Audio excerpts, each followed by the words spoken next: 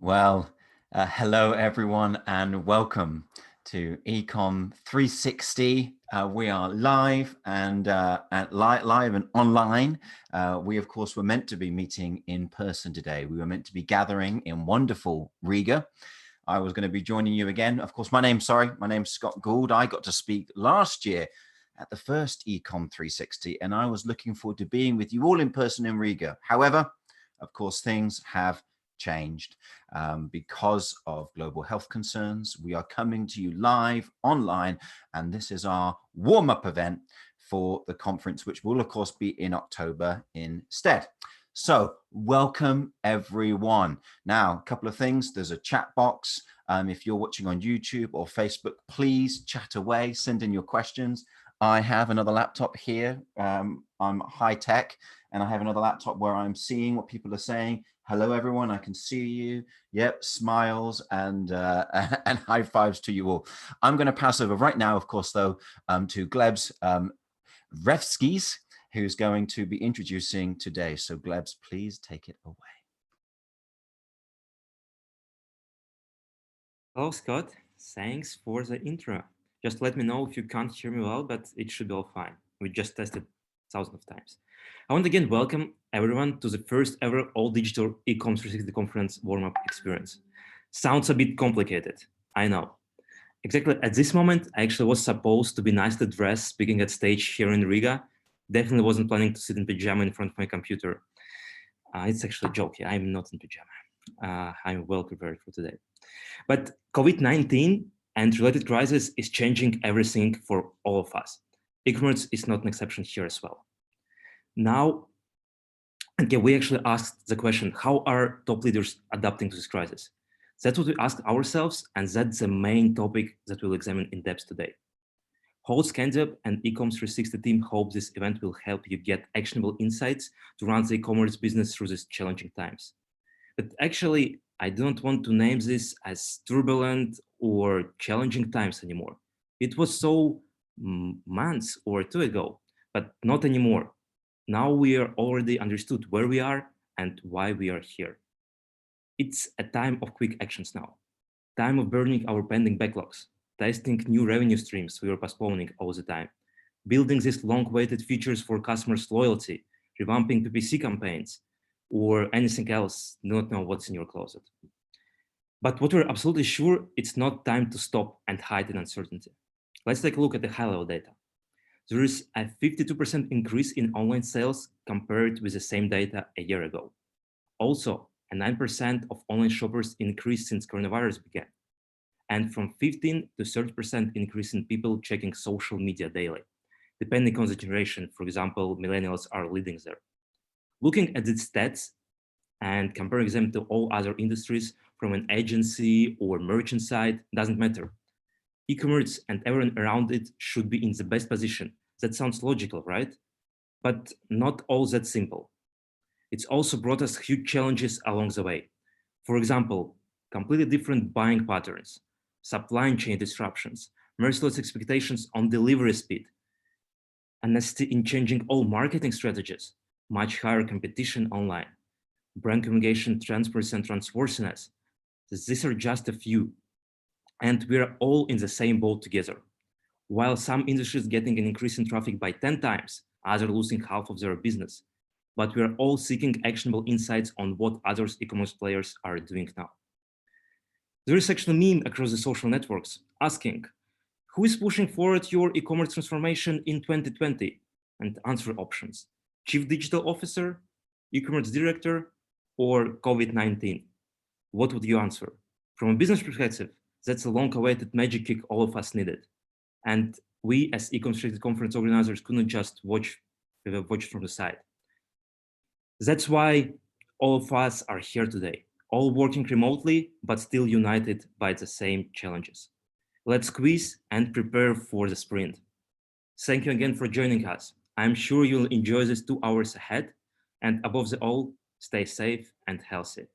Scott, feel free to jump in. I'll be muting myself now. Thanks, Glebs.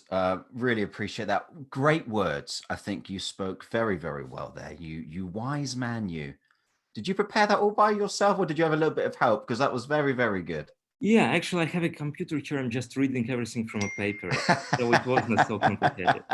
We have actually a team of copywriters preparing everything. I think that what you're raising there is a very important thing. If I just quickly check with you, some of those stats you say about where e-commerce is compared to a year ago, those sound remarkable. Could you repeat them again for us, please? Absolutely. That's because now I guess also that our next speaker from Salesforce will be diving much deeper into the concrete numbers. The numbers what I was referring to, it was actually 52% increase in online sales comparing to the same a year ago. 52%, that's a lot. Basically, people started to changing their buying patterns. That's yeah, that's expressive. Also, 9% of online shoppers they increase not only online sales simply increased. So it's not the same people buying, but it's also different people who didn't buy before they started to purchase online as well. That's quite yes.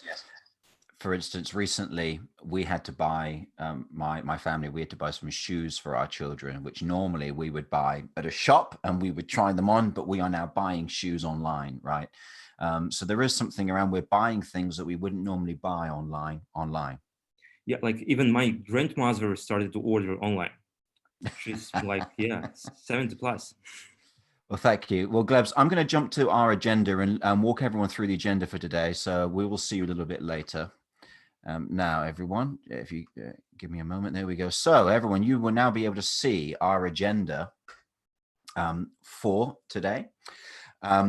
We have just heard from Glebs. Glebs, of course, is the co-CEO of ScandiWeb, who are the organizers of Ecom 360. Then shortly, we will be joined by Femi Adeboye. He is an e-commerce account executive at Salesforce. And of course, I'm sure everyone here is going to be very excited to hear what he has to say about crisis impact on customer and brand behavior. At 4:30, we will then be having an interview with Scott Cohen. Scott Cohen is a Chief Innovation Officer at Warner Music Group, which is that's a superb person. That's a superb stature of person to have at this. And of course, this is going to be very interesting hearing what he has to say about e-commerce survival in crisis time. And he will be interviewed by Rennis Grosskopf, who's one of the staff here at ScandiWeb. After Rennis, we're going to be jumping to Joe Rice at Twitter. Joe is data and enterprise, heads data and enterprise solutions at Twitter. He's going to be talking about brand communications. This is very important. How do we ensure that we communicate the right things during crisis, not the wrong things? It'd be very easy for us to step incorrectly, step out of line. So we will be hearing from him. And how do we communicate well in a time of crisis? Then we will be hearing from Melissa Jane Pickering. Now, Melissa is head of interactive play at Lego. She has a fabulous TED talk, how she talks about play and the need for play and how we connect through play. She's going to be talking about playing together as one team during COVID-19. I'm hoping that this will touch upon, of course, a source that I'm very interested in, a subject I'm very interested in, which is employee engagement. And not just engaging our employees, but also our customers. We've seen a lot of people at this time bond with one another, come together, communities, customers, employees, whatever you might be coming together. I'm looking forward to hearing what she has to say about that. And then finally, we wrap off the day with yours truly. I'm going to be talking about, well, I'm going to actually be leading you through a workshop through how to engage remotely with your customers. And I've got a range of questions that I'll be putting out to you and getting your answers on that. So I'll be looking forward to doing all of this with you. Now, Femi is, who's our first speaker, is having a little bit of a technical issue joining us. Classic that we would have technical issues at this point, but don't worry, because I have got a backup plan. Yes, I do. At the moment, there are well over 200 people of you watching this live right now. And so I'd like to ask all of you 200 people, please dial into the chat. Where are you from? Where are you watching from? That's the first thing I want you to do. The second thing I want you to put down into the chat is, what is the number one thing that you want to learn today? In fact, let me see your, here we go. You can see my face. I want you all in the chat to tell me down below two things. First of all, where are you watching from today? Oh, someone's watching from Estonia. That's not very far away from Latvia. I want to see who's Slovenia, right? We're getting a little bit Latvia, lots of people from Latvia. Okay, I'm in the UK. I want to see, is anybody watching here who's further away from Riga than the UK? Let's see. Let's see. Oh, India. All right. So we've got someone here in India. I think you're winning so far. The second thing I want you to write, oh, they're all rolling in now. Wow, look at this. The second thing I want you to write in down below is, what is the number one thing that you want to learn today? What is the number one thing that you want to take away today? Now, this is really, really important. Whenever I run workshops, I'm always very careful to talk with people beforehand and understand what are their learning outcomes. Oh, we've got someone here from Cape Town, India, Ireland. God bless you, Ireland. Colombia. Okay, he's winning. We've got Marchi Pank from Colombia. I think you are winning so far. So please, the next thing I'd like you to do now is write into the comments box, wherever it might be on your screen, what is the one thing you want to learn today? And then what I will be doing, someone here has put how to survive. I agree with you. I will be checking what your questions are and ensuring that the speakers are making sure we answer those things. So let's see. We've got someone asking how to survive. We've got someone asking how to help businesses new to e-commerce who weren't doing business online before COVID-19. That's an interesting question. Someone wants help with brand communications. Somebody wants to know where to buy toilet paper. There's always a toilet joke. If you heard my talk at Ecom 360 last year, you'll know there's always a toilet joke there they have. Someone else is asking, how do we do offline business in an online world? No, sorry, what do we do with offline business in an online world? Why is it important to adapt quickly to the changes? How do you do better e-commerce? And somebody has said, I'm just here to learn new things instead of drinking. Well, I'm confident that we can help you with that. I'm going to keep my eye on these questions, keep them pouring in throughout the day. But now we're going to go over to Femi Adeboye from Salesforce. Femi has spent over 10 years in digital payment innovations and solutions.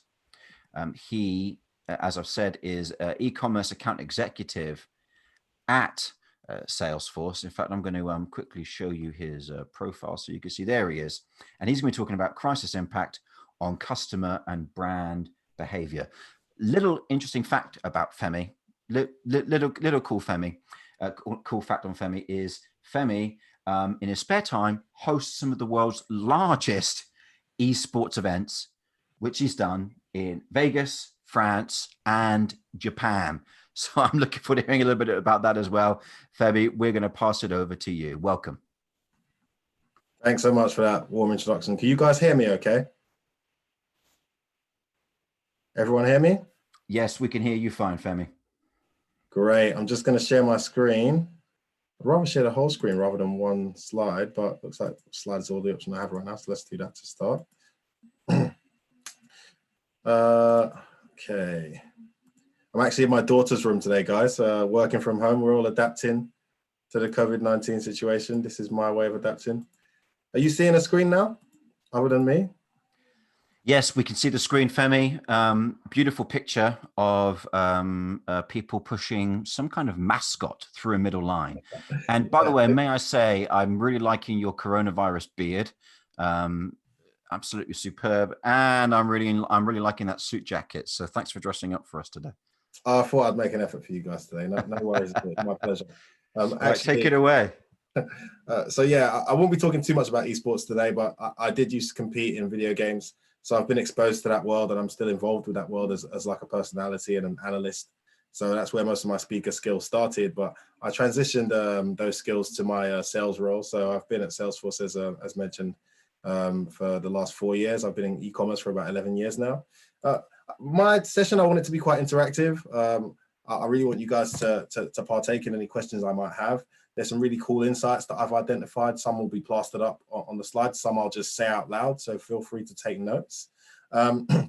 First and foremost, we're in the middle of a global crisis. I've been delayed. You guys haven't gone anywhere. You stayed on the line. Some of you are under extreme pressure at work. Some of you are actually seeing acceleration at work. In any case, your day-to-day has changed dramatically and you're still taking the time out to listen to me and the team at Ecom 360. So a massive thank you to every single person on this call for taking that time. We truly do appreciate it. So Femi Adeboye, no need to reintroduce myself. That's happened maybe 3 times now. I want to kick things off with the shopping index. I just want to see if hopefully this continues to share this screen. Has that kept it on the web portal screen for you guys? Or is it still on my presentation? It did do for a second, but it's just skipped off your presentation for a moment. I will just manually change it. So there we are. Yeah, we can see that now. That's great. Thanks, Femi. Let's talk very quickly about where the data in today's session is going to come from, because that's always important. First, I've got a few external tools I've used from partners, and these partners are based in Ukraine, America, the Middle East, and Africa. So it's a really varied pool of data that I'm using. In terms of you guys continuing to educate yourselves on data and e-commerce behavior, actually Salesforce Commerce Cloud, the e-commerce platform of Salesforce, because we operate on a multi-tenant cloud infrastructure, we're able to see and anonymize all the consumer behavior across our customers on the platform. So just for example, last Black Friday, we saw about 689 million unique visits across about 3,500 enterprise websites. We can analyze the behaviors of those customers, and we can industrialize and start picking out genres and trends. And these are things that we actually publish publicly every quarter, completely for free. Real actionable data for you guys. So I thought I wanted to plug that now so you guys could see. This is a Tableau. It used to be on the Salesforce website, but those of you who are familiar with Tableau, Tableau is now a Salesforce company. This information is available on Tableau. So you can see digital customer growth, shopper spend. One of the interesting ones from last year that we're going to talk about a bit more today is time per visit. So time per visit has been hit really hard by the COVID-19 crisis. In some industries, very few, the time has tripled. So people are just sitting down on fashion sites, shopping away for stuff they don't need because they're bored with nothing to do. For other industries, particularly the industries that relied less on e-commerce and now rely more on it, we are seeing 10 times less time being spent on the website. So it's all the more important for you guys as e-commerce brand owners with e-commerce sites leading the way to make sure that when that customer visits your website, they are seeing real, relevant, actionable information as soon as possible, because they have no interest to stay on the website any longer. They already know what they're looking for. Your window has shrunk times 10 in the midst of this crisis. So you need to be utilizing the tools available in the market to capitalize on the small time you have. We'll talk a bit more about that in the next slide. Coming back to this information that you have, you can segment this by vertical, by country. If you want something a bit more detailed, you can get in touch with us if your vertical isn't here, if your country isn't here. Again, this is analyzing 689 million consumers across 3,000 websites, and you can see the growth and how things have changed. But this is based on Q2 last year versus Q1 last year versus Q1 this year. This is actually pre-COVID-19 impact. And the reason I'm showing you this is because I want to show you what's happened since. One thing that's remained the same, however, is for those of our customers who have enabled Einstein Predictive Intelligence, which is the intelligence layer that we have on the Commerce Cloud platform. For the customers we have using that system, that's like predictive search, predictive text, predictive recommendations, all these things that intellectually analyze the customer before they get to the site and as they're on the site, and gives them the appropriate things and guidance based on that information. That stuff is still driving, and this is a really powerful stat. So only 6% of consumers are currently leveraging our Einstein Predictive Intelligence. Only 6% have turned it on to use it when they're shopping. Of that 6%, that is having a 26% impact on your total AOV. So the total AOV is seeing a 26% impact on just the 6% customer engagement. So that's how valuable Einstein Predictive Intelligence is for Salesforce. In other realms, it would be some kind of prediction tool or AI. Make sure you're leveraging those tools. If you're not using them already, these are things you need to be looking at. I'm going to come back into my presentation now because I just wanted to make sure you guys were aware that that is publicly available. I can get the link to be shared with the rest of you after the call. I think I need to manually share my screen. Sorry, just to confirm, is the screen pulled automatically or do I need to manually share it again? I can still see the Salesforce Shopping Index screen with the lovely picture of Einstein there, Femi.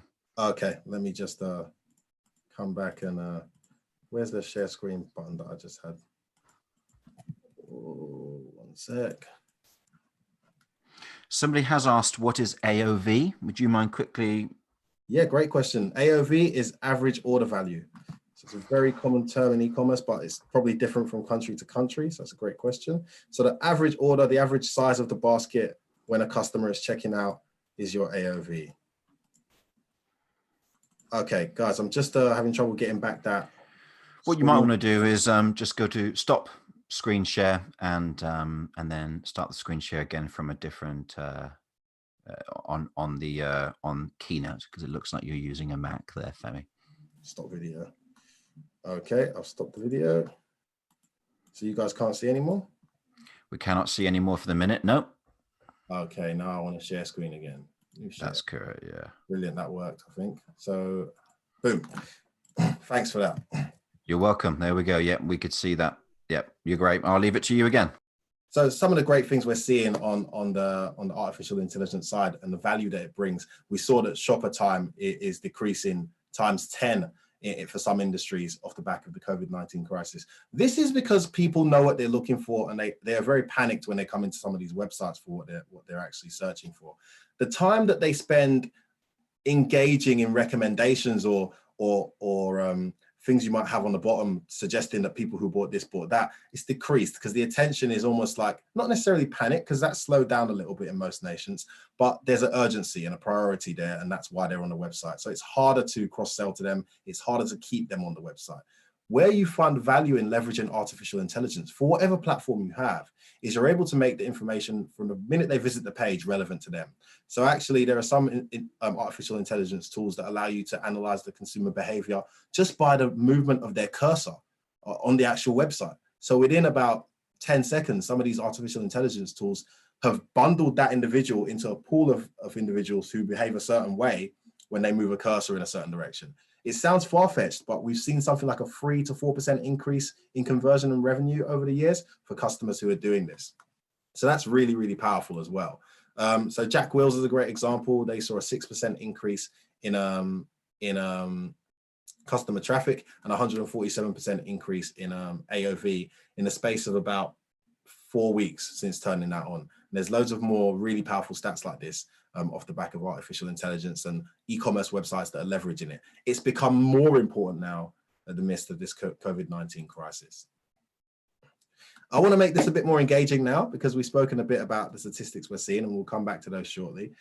So you guys, I hope you got your messages ready. I want to quickly ask you all some questions around the COVID-19 crisis and things you might all be seeing. No right or wrong answer. Let's all just get involved. Just send the messages through. Actually, Salesforce will be giving away a hoodie or a backpack, whatever it is of your choice, to the winner. So I'll be analyzing the answers after the call to see who got the most answers right. It's not as obvious as you might think, because this is varying significantly from nation to nation. To give you a clue, this particular survey was conducted via North America. So this is North American data. So that's going to help you out a little bit. So some things that you might be seeing in your local countries may not be in the top 5 for the North American countries. So currently, what are the top 5 fastest growing selling items in e-commerce off the back of the COVID-19 crisis? So a number of industries have been hit hard. What are the top 5 selling items, not industries, items that we're seeing selling? So you can make it a pool of items or a single product. Feel free to list that and message now, please. Secondly, and a bit more sensitive, and I'm going to talk positively about this because the impact has not been as hard on the declining side, but what are the top 5 fastest declining, not selling as fast anymore, products in e-commerce off the back of the COVID-19 crisis? So think about the industries that are being hit the hardest and the items that they'd usually sell to find the answers for this. I'm going to give you another 10 seconds, guys, before I reveal the answers, and then we'll run through the individual's answers at the end of the call, probably not live, but I'll send a message to the winner afterwards and get them to redeem their voucher for a hoodie or a backpack from Salesforce. Top 5 fastest declining. So actually number 1 is luggage and suitcase. Of course, the travel industry has been hit really hard, and that's one of the areas that merchandising wise is being hit very hard. Cameras, I was surprised to see at number 2, but actually when you think about it, it makes sense. Cameras have also taken a massive hit over the last few years because of obviously the camera phone is just getting better and better. But where the camera is still very valuable and needed is where there's people who specialize in traveling, outdoor photography, and so forth and so on. These are things that are not so prominent at the moment. So that industry's been hit really hard. Men's swimwear, interesting. Only in America. Would that be something that was really coming up, as if to suggest it was such a huge thing selling prior to the COVID-19 crisis. That is at number 3. Bridal clothing, of course, I have a friend who was getting married in September who probably isn't getting married in September anymore. Anyone in that situation, my condolences. I hope this situation passes soon so we can all get back to our standard lives. And gym bags and backpacks, hence me giving away a backpack, I'm trying to help the industry here, guys, is at number 5 for fastest declining. On the more positive side, we have, you guessed it, disposable gloves there, cold and cough medicine, so pharmaceutical goods, bread machines, that's huge. I took about 3 weeks for me and my wife to find yeast in our local markets. We went to about 21 different shops over the course of 3 days, couldn't find yeast anywhere. So bread machines is really big now because all the bread is sold out in the stores, so people are making their own bread. Soups, very American, but also very British, and dried grains and rice. So a lot of that is food-based, but surprisingly, so for anyone who's from North America or the UK, toilet paper is not in the top 5. So what are you all doing? There's no need to panic and buy toilet paper. As you can see, the rest of the world doesn't agree with you there. So let's slow down on those toilet paper purchases. Please make sure your answers are through. That's it, no more answers now. Please send me all those answers. Please, Renis and the team. Anyone who's answered now after seeing all the answers is not going to be at the end of the draw. I'm sure there's some clever people who are attempting to. This report has come from Stackline. So this is one of the third-party partners I've looked at.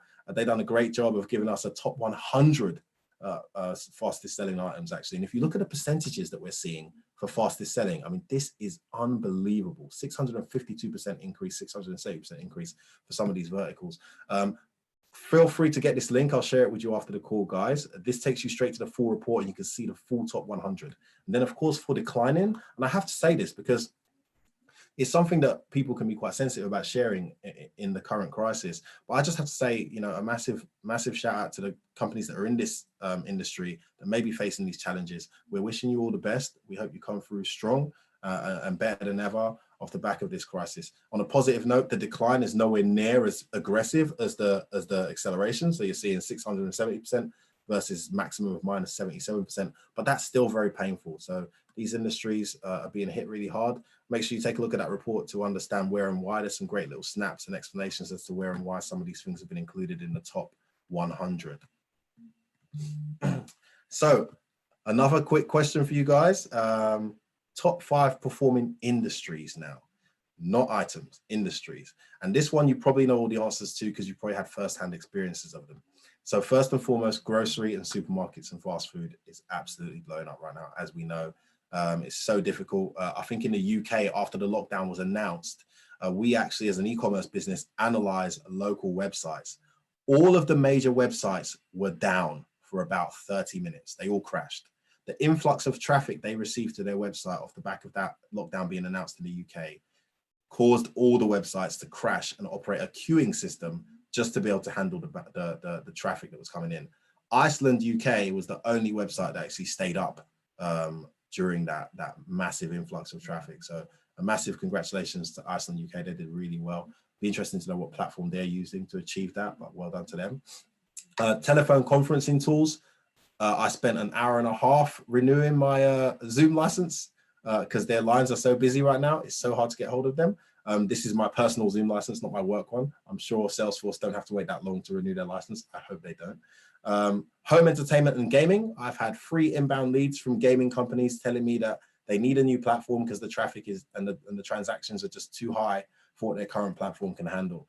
So this is another industry that's being really accelerating off the back of the COVID-19 crisis. And of course, we all have children at home. We all want to better ourselves. So online education and tutoring is another area where we're seeing a massive influx and increase. Honorable mentions to fitness equipment, DIY, monitors and computers. These areas are actually growing quite fast as well due to the work from home. Of course, staying fit is really important for most people. We've also seen some apps jump up big time, guys. If you look at, you may have heard of House Party. I think that had 2 million downloads before the crisis. They've now eclipsed 10 million downloads. Freeletics is a fitness app that requires no equipment. It's just body weight training. I tried to do it myself, really helpful. You can do it anywhere in the house that's not too fragile on the lower side because you're going to jump up and down a little bit. They had 800,000 downloads before the crisis. They now have over 15 million downloads. I mean, it's just crazy how the world has been impacted by this crisis, and a number of industries are dealing with a tremendous amount of pressure. What companies are actually doing, though, to handle this pressure is that they're not necessarily they're not necessarily feeling positive about it. A lot of them are operating on a capped performance. So they're operating a cap, like a daily cap, to prevent consumers from overwhelming their fulfillment process. Actually, a lot of the websites can handle the orders. A lot of you guys out there can probably handle the orders, but with a reduced workforce and a lot of people working from home because of the lockdown, it's the fulfillment that's a challenge. So I want to give a big thank you to Decathlon. The head of digital there had a conversation with me and shared some information. He said, I have permission to share. That's not a Salesforce customer, just out of the kindness of his heart, he shared that with me. And they've enabled a 4,000 products per day limit so that their fulfillment team has the capability to deliver the products. Now, Decathlon is bicycles and home equipment and outdoor clothing, outdoor equipment. They're under extreme pressure. They're actually seeing a massive influx in orders on their website, but all their stores are closed. So overall, they're down. But interestingly enough, that 4,000 order cap has been going on for about 4 weeks now. They hit their limit at 10:30 a.m. every morning. So it took me about 3 weeks to buy the bicycle I was trying to get for my daughter during the crisis, just because by the time it gets to 10:30 a.m., they've already hit their cap. Listen, guys, I did start a bit late, so we're a bit delayed for time. I don't want to overrun my presentation. I just want to check in with you guys. Can I quickly do the last slide, or do we need to hit a hard stop now? If you could be brief on your last slide, Femi, that would be ideal. Okay. It's a shame to see such a stylish fella leave us, but we will need to carry on. No, I've been watching some of the sessions in the day. I'm honored to be joining. Thank you for having me. I'll be quick as I can on this last slide. This last slide is just about you guys and your employees. So any business owners there, any employees out there, Salesforce are doing a massive help. In fact, the US president mentioned Salesforce by name just earlier this week with regards to what we've been contributing. So we're currently at 4 million, I believe, but when I made this slide, we were at $3 million being donated to in the form of equipment and revenue to hospitals and charities who are trying to combat COVID-19. We're also continuing our donation matching. So if you know anyone at Salesforce and you're thinking of donating anything to the COVID-19 crisis or a charity in general, Salesforce has not frozen this. In fact, they're encouraging people to make sure they reach out to us. We'll try to match. I think the cap is $5,000. So we can match $5,000 for whatever charitable case you might have regarding COVID-19. The Salesforce Care package has been released as well, which is important. But more important for you guys is 36%. Not to end on the negative, let's try and keep this positive. But 36% of existing employees are saying that they are experiencing mental challenges with having to work from home and with the COVID-19 crisis. And you can see from this survey from Astound Commerce that the growth, if the blue is March 9th and the purple is March 16th, we're seeing an increase in psychological challenges for people across the industry who are having to work from home, who aren't sure if they have a job. So I recommend, if you have the power to, if you're in an industry where your business is accelerating or is doing well in the COVID-19 crisis, please reach out to your employees, check on them, make sure they're okay, whatever you can do. And of course, if there's anything we can do to support, I'm available, my team's available. We have a whole team dedicated to the COVID-19 crisis we can refer you to as well. So yeah, thank you so much for having me, guys. I won't take any more of your time. Femi Adeboye from Salesforce. Please enjoy the rest of your day here at the Ecom 360 online event.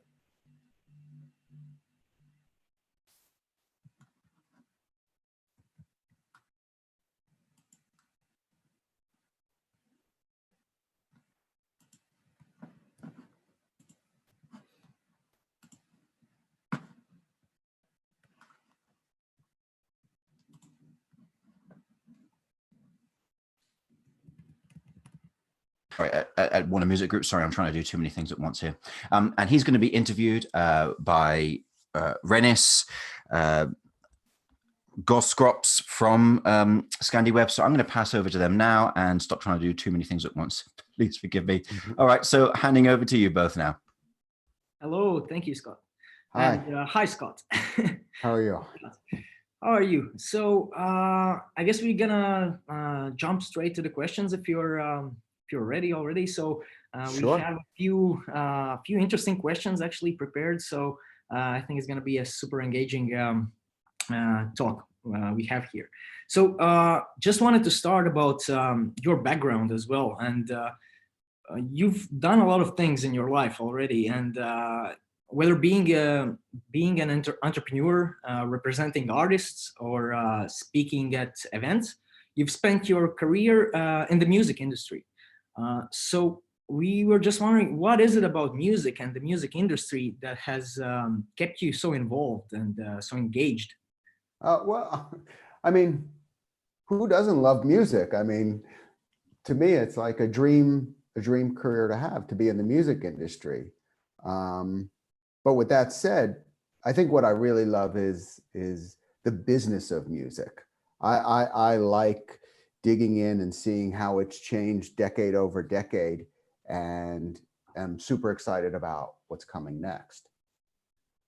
Would you say that it would be a strictly different industry from, for example, movies and video? Kind of. I would say that because it's always been that. You know, if you rewind, 50 years, and go, I don't know, 1970, all right? So the 60s, there was a whole bunch of new technologies, and it was around things like color television and FM radio and the album format. But then you get into the 70s, and it was around things around portability, the cassette, and became the main format at that point because you could take it with you. And then you move into the 80s, and all of a sudden the CD is the dominant format that didn't exist before. And then MTV comes along, and then you get into the 90s, and by the end of the 90s, now you have the web, and even Napster comes, and people are consuming things differently. And you get into the early parts of the 2000s, that first decade, and then you have things like the iTunes download store, and you have YouTube, and this is the way people consume. And then we get into today's world around social media and streaming. And so my thought is, of course it's going to change in the next decade, because it changed every other decade before. And it's not because of COVID-19 or anything else. It's because that's what happens. It's very interesting, as you have seen it all happen in front of your eyes. So, so last year, you actually became the Chief Innovation Officer at Warner Music. And this was actually a newly created position at the company. So maybe you can tell me a little bit about why was there a need for such a position? Who came up with this need, and what are you actually working on as the Chief Innovation Officer? Well, it's kind of what I just described. If it's always changing, then we should probably be in a position where we're expecting it to change again, but instead of trying to predict what's going to happen, we could probably look out on the horizon and see what things in the environment are changing. And everything I described was essentially driven by technology changes. So when I look out, what is coming on the horizon in different technologies that will impact our industry? And instead of trying to predict it, we can start to predetermine our future and prepare for it. And hopefully go, gently into that next phase without a tremendous amount of disruption, and it'll feel very natural. And so on a day-to-day level, day-to-day basis, yes, I'm looking out into the future and trying to prepare for it, but I'm also primarily acting as an interface between our data and our tech divisions and our recorded music.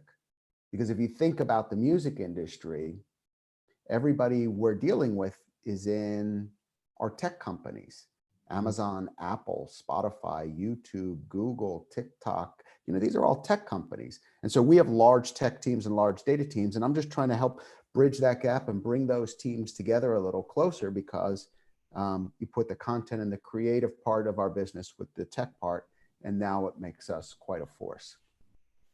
Yeah, that's true. So with all this change and all this introduction of this new technology and music going online, how has actually this impacted the artists and the record label companies and the whole industry? I mean, adapting to the online commerce of music. Well, that's the thing. As I said, it's always been changing. And every time it changes, what you see is supremely talented artists thriving in this new environment. So, it could be everything from, you can rewind as far as you want. When we were able to do the first recording artists came in. I mean, this wasn't always a thing. When radio came and you could broadcast, when instruments were plugged in and amplified, what did it, so there were electric guitars, but what happened when you handed one to Jimi Hendrix, Yeah. there was this new album format, but what did Pink Floyd do with it and created Dark Side of the Moon? There was music on television, and then MTV comes around, and what does Madonna do? And so there's always people thriving in these changes. And so more recently, you see YouTube stars or TikTok stars. So I just see that whatever the changes are, the real artists will take that and find new ways to express themselves. And you then see why they're great artists, because they see that and explode it into something that we couldn't even imagined. Yeah, so they see it as an opportunity. Yes, the great ones do. Yeah. Speaking of adaptation, we're obviously in some challenging and changing times now. So how significant impact has this pandemic had on Warner Music and the whole music industry as such? Well, the pandemic has had an impact on everyone in the world, essentially. I don't know that there's ever been quite something like this, that truly everyone in the world has been impacted and every business has been impacted. What I would say is that you shouldn't only think that it's all negative, that one, people haven't stopped listening to music and never will. And art and music is always part of the human condition and things that we need. But there's tons of positive coming out of it. Artists are still releasing music, and if anything, they're getting more creative in how they're connecting to their audiences. And they seem to be more in tune with what their audience wants. And again, it's not every audience and every artist wants the same thing, but there's certainly some people that want something uplifting and happy, and some people want the mood to be more reflective of what their environment is. But that's what great artists do. They tap into that. And so as an organization, we are continuing to support our artists in every possible way for them to continue to release music and touch their audiences. Yeah, that's very true. Recently, Warner Music opened new affiliate companies in India and Vietnam. So is this some kind of reaction to the current situation, or was this the plan all along? It was always the plan. That's not part of, like, in the middle of COVID-19, somebody comes up with an instant idea, let's open our new offices in India. So it just happened to coincide with this. Yeah. But I will say, opening the new office in Vietnam has been extraordinary. I think, God, I mean, this is public. I don't want to be quoted, but I think we had the number one album that week, or the number one song, or maybe the top three. It was quite a way to open an office. Good. So now with the social distancing, the physical distancing, let's call it that way, we are staying at home. So, and many industries have kind of gone to this live streaming just to try to tackle the challenges of not being able to gather in single place, right? So how is this being adapted in the music industry, and are artists now thinking of maybe throwing some virtual concerts or somehow adopting other technologies to actually fill the space? Yeah. I'm sure everyone has already begun encountering this. So, there's Songkick Live, which has been putting on a series of concerts from artists' homes, which has been quite successful. And it's really that part that I was talking about of connecting artists and fans in new ways that feel way more intimate in a way, you know, like if you're on stage at a concert and the lights are in your eyes and you could be in front of 50,000 people and not see them. And look at us, we're you know, how far apart physically, yet we seem very connected, and they're finding new ways of connecting that way. You know, I look at Warner Music Spain that did a festival out of Madrid online with 23 of their artists. And part of it was also to get the message out to the younger people to stay inside and do the social distancing. So it was both, you know, playing music and satiating the fans, but it was also delivering a message. Or Charlie XCX doing her lockdown diaries on Instagram, or even Neil Young. You know, Neil Young's got in on it, and he's doing his fireside sessions. So he's online. Last week, no, I think it was now 2 weeks ago, my favorite was Dua Lipa, and she was scheduled to be on the Late Late Show with James Corden, but obviously couldn't do it. So rather than cancel, came up with a super creative way to do a performance online. And so it was like a screen like we're on, you know, like Zoom, with different blocks. And in those blocks, all her musicians were remotely playing, her backing dancers, she's singing. And I thought, fuck, that was so cool and clever and ingenious, and finding new ways of getting out there if you can't physically get on the road and tour.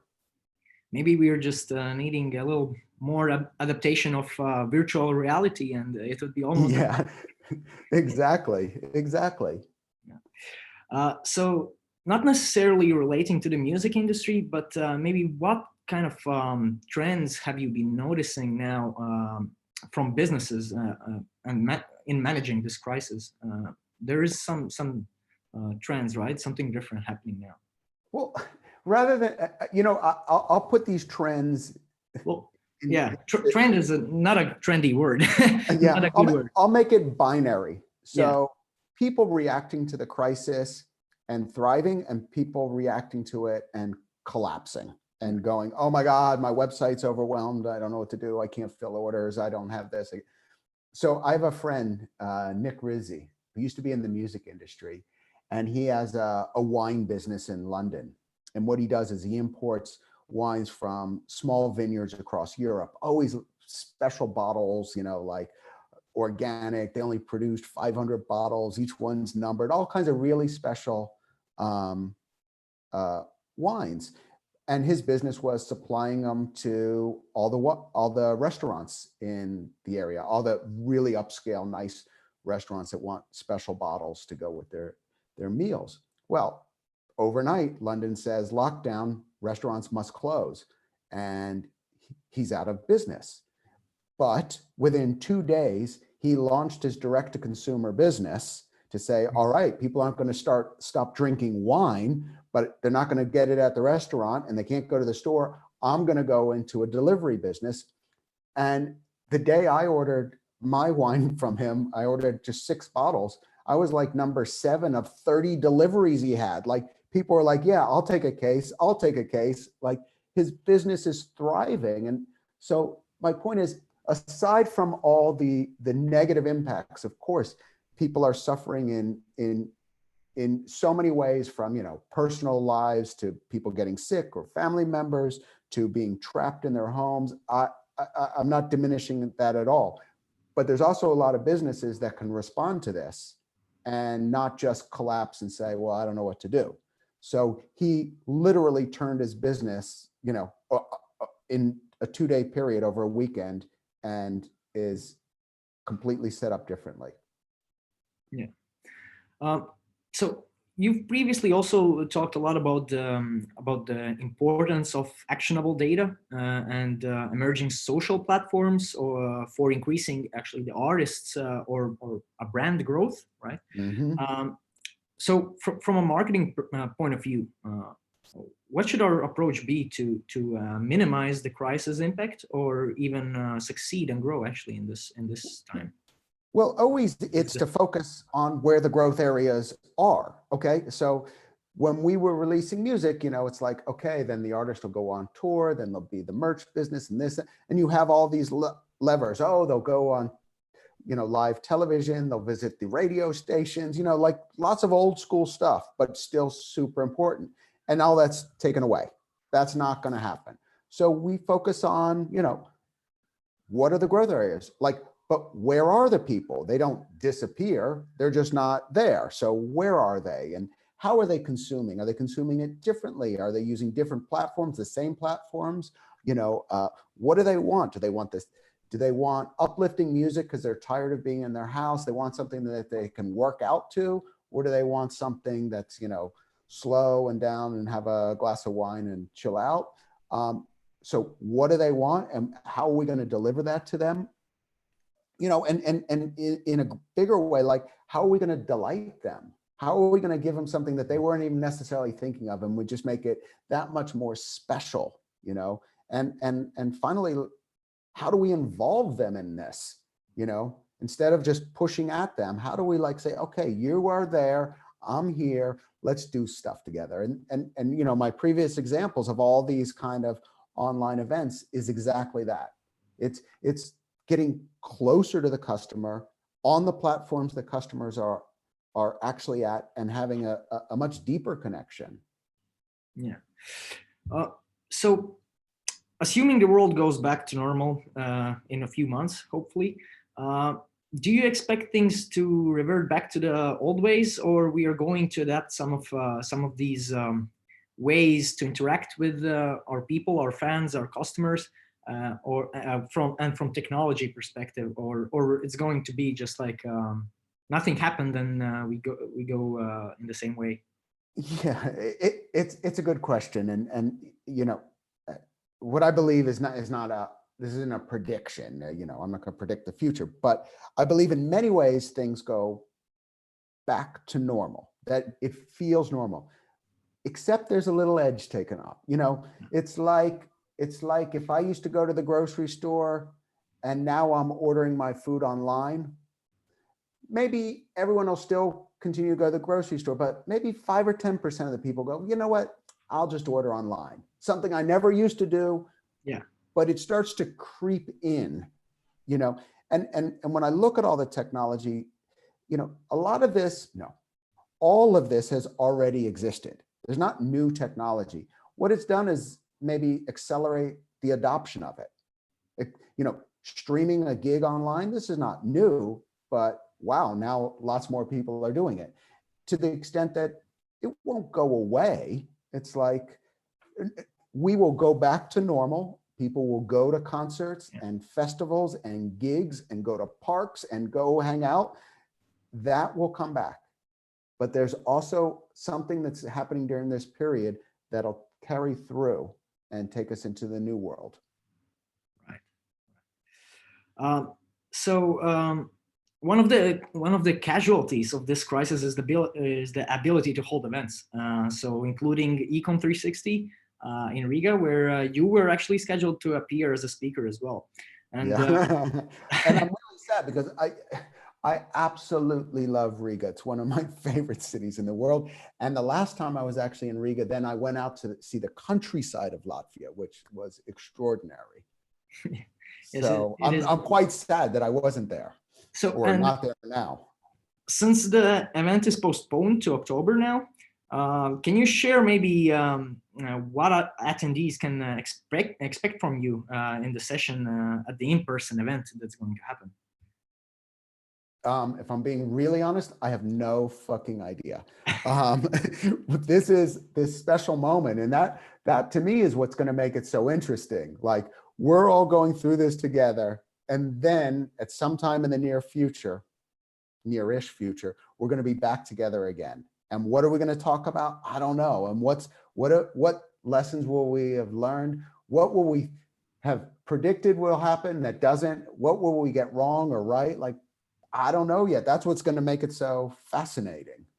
Yeah, but we're sure to be getting some good insights from you. So, and summarizing from today's interview on the last month and a half globally, do you have any tips or suggestions you would give to better overcome this crisis for people in general and for maybe brands as well? Yeah, I mean, maybe obviously acknowledge that we're in this crisis and understand, what businesses and people and artists are going through. But also taking bold steps to address it. It's acknowledge it and say, okay, this is our new reality, or at least our reality today. We're not going to go into a bunker. We're going to go, out there and make the best of it and look for those opportunities. Because anytime there's a crisis, there's opportunities right in there at the same time. And ultimately focus on the positive impact that we can have, and not just, shirk our responsibilities and collapse under this. It's like, all right, this is what we have.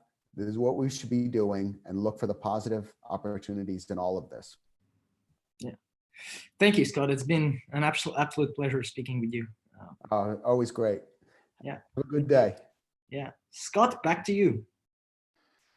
Thank you very much to both of you, and Scott Cohen. That was riveting, really enjoyable. Renis, wonderfully interviewed. I remember you interviewed me when I was in Riga a year ago. So I do like it when you do your interviews.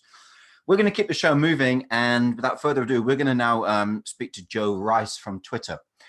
Joe is, in fact, let me get my screen up here so that you can see Joe. Here we go. Joe is Data and Enterprise Solutions Lead at Twitter. He spends his time talking about how organizations might use data to test hypotheses and gain actionable insight. And of course, the common thread through all of this right now has been, where do we go from here? And I think data is going to be an important question to understand. For those of you who are interested, as I am, Joe's lived all over the place, and he spent a little bit of a stint in Romania. So I'm hoping you might share a little bit on that too. Without further ado, Joe, we're going to pass over to you. Fantastic. Thank you, Scott. And hello, everyone. Hello from London. Let me just get the machine up and working here.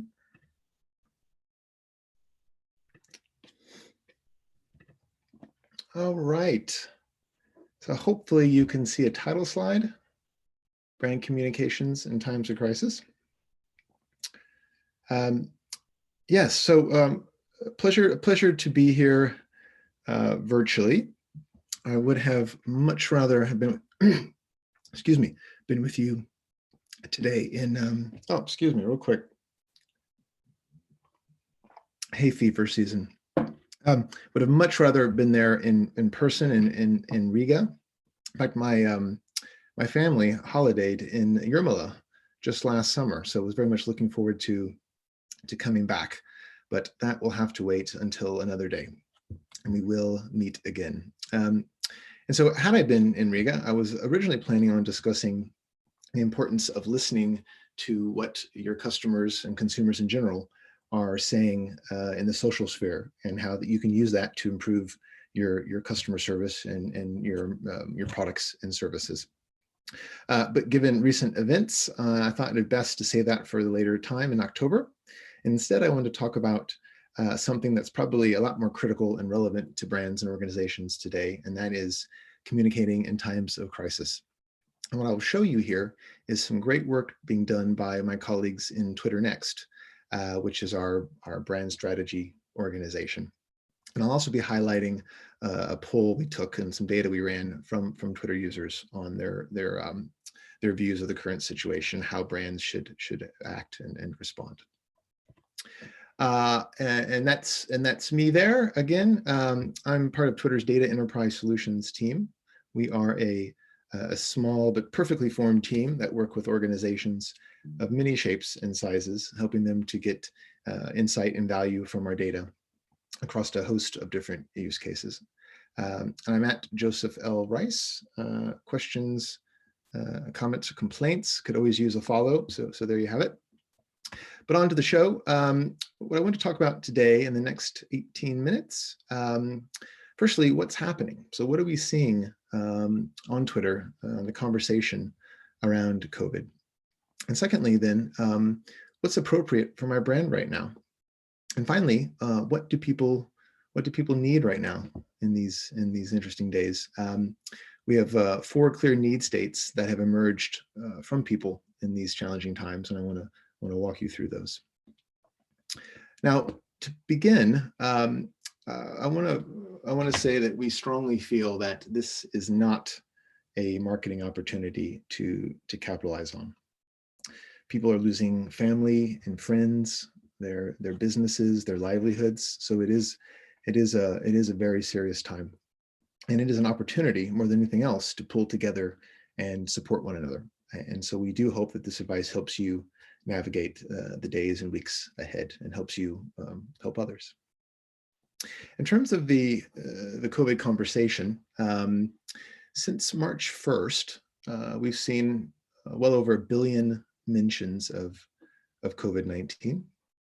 And that's roughly 7% of all tweets globally. And to give you some idea, that's about two tweets a second. I also just pulled some data. Interestingly, hashtag coronavirus is now the 2nd most used hashtag of 2020, followed only by hashtag new profile pic. So some things never change. So it just gives you some scope and scale as to the conversation. It's clearly a big one. And the positive news is I think there's some signs of improvement here. We're seeing overall sentiment and the conversation improve, however small, but we will take that. And this might be because people are starting to come to grips with the new normal and finding ways to get by with a little help from one another, but also some humor here and there. And of course, Twitter has always been a great place for both. For example, Alan here has a friend doing a great job of staying busy. And he says, if you want an indication of how much of a hellscape this is going to be, last night a mate told our friendship group he couldn't do a virtual dinner on Friday because he had other digital commitments. So a virtual man about town, it seems. So well done there to that gentleman. Of course, routines are important to our sanity. So it's great to see that Londoners and New Yorkers are doing their best to stick to that. I'm not entirely sure that the tube is something that I miss, but I do appreciate the idea here from the Greek analyst. We're also finding ways to integrate with new coworkers. I mean, that's not always easy, as we know. So a nice thread here from Shannon, who says, tell us about a young child, but say my coworker or my friend's coworker instead of their name. Because this is a reality now for some of us. Example, my coworker asked for yogurt and is now crying because I gave her yogurt. And then Jen chimes in, my coworker just shrieked at the top of her lungs because another coworker in another room made a sound she did not like. And finally, Shannon again here, one of my coworkers bit another coworker on their butt because I thought it would be funny. Something you don't hear every day. And a final example of new coworkers behaving badly. Rob says, I pop out of a meeting to get a notepad. I come back to be told by a very senior member of Nike that my 5-year-old came in, did an impromptu naked bum dance at the screen, then ran out giggling. To top it off, they said, and your son is still more professional than you. So to that, I think this tweet from Hunter Walk is spot on. Something we should all consider. You never need to apologize if your child or pet jump into the video conference. We're all human beings just trying to hold it together during extraordinary times. And I like seeing your life. If we're going to do business together, please bring your whole self. So just a quick warm up there as to some of the things that we're seeing on Twitter, how people are coping, how routines are changing. And Twitter has always been a great place to understand the people's moods, mindsets, and need states. And it is interesting to see how those things are now shifting as we move indoors. Now, I want to talk about a question then that is asked by a lot of marketers, and that is, what's appropriate for my brand right now? I'm going to take you through 5 things that should be helpful in navigating these times. But first, I want to touch upon something which is the most important, I think, and I think perfectly articulated here by Rachel. And she says, as brands look for meaningful, purposeful ways to engage during the outbreak, remember how you behave is more meaningful and valuable than what you say. So the importance of actions and not just words. And a great example here is from Aldi in the UK, to thank their colleagues for going the extra mile and the extra work time they're putting in. They gave everybody a 10% bonus, which I'm sure was much appreciated. So again, real actions and how you treat people that will be remembered. So back to those 5 things to consider that I mentioned. The first is keep up to date with what's happening. So with things, things are moving so quickly, and with the pandemic in different phases in different places, it's really important that you know the current mood and the context locally before you communicate. It's no surprise that that I would say this, but Twitter is a great place to do just that. When you go into the app, at the very top, you will see a constantly updated, curated list of news from officials and experts, so helping you keep on top of what's going on. So whether it's Twitter or your other chosen source of news, keeping up to date and keeping that context in mind before communicating is crucial. The second thing is to know your brand.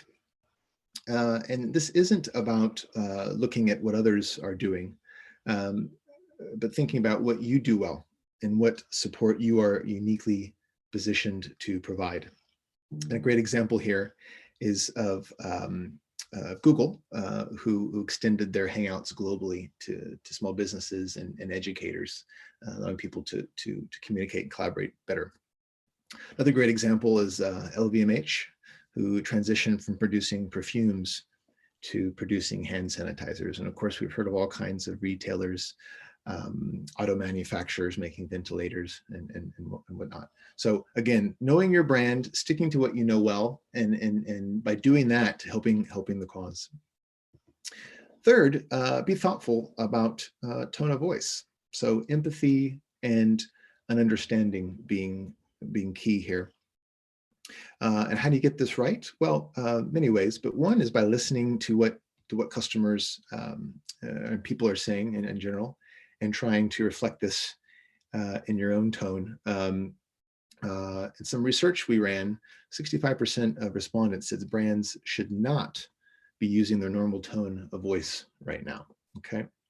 And a great example of this is from comedian Kamal here, who shared an uncharacteristically straight, serious tweet, which I guess got people's attention because they're used to the normally satirical, very dry humor from him. And by the way, that was one of the most shared COVID-related tweets in the last month. So again, speaking to the importance of tone. Next, we have anticipating changes in behavior. So as we change the way we behave and interact, brands also need to change and adapt to this as well. And so what you're starting to see is things like film studios shifting to streaming, things that would have normally gone to cinema coming out first on streaming services. Obviously e-commerce, and there will be experts at the conference today who know way more about that than I. Homeschooling becoming a huge thing, a struggle for many parents, myself included. Having to support my own daughter for the past 4 weeks, I can only say God bless to our teachers, and you know, when this is over, may they get very generous raises, because we need them. And then finally, staying in your lane. So really, this just means being true to yourself, your mission, and what your business, your organization does best. there's a temptation, I think, to associate everything that you do with COVID-19 in some way. But unless you generally have something to offer there, it's best to stick with what you do best. Excuse me. And referencing that the previous survey I mentioned, we surveyed 500 Twitter users. 51% polled, those polled said that seeing ads from brands gave them a sense of normality, which again is important in these times. And by the way, there's a great study done, it might be worth checking out, back in 2008 from the IPA, the Institute of Practitioners in Advertising. It's a mouthful. And basically they found that pulling back on advertising in the short term can have a significant negative long-term impact in terms of share of voice and then revenue. So it is important that organizations see beyond the current few weeks or months and maintain their messaging and their tone of voice. So that was a whirlwind tour via 5 things to consider when evaluating what's appropriate for your brand. For the third and final part of my talk, I wanted to address the question, what might people need right now? And that could perhaps provide clues as to how you can better support them in these challenging times. So based on our research over the past few weeks, we've seen 4 key themes or need states emerge from our surveys and from Twitter data, from the hundreds of millions of tweets that are sent each and every day. And these need states serve to guide brands and help them navigate. Not every company, sadly, is going to get through this pandemic unscathed, but I do think that by listening to what's being said, by being sensitive to these need states, brands will have a much better chance of exiting the other side of this. So the first one then, it's about having accurate and reliable information.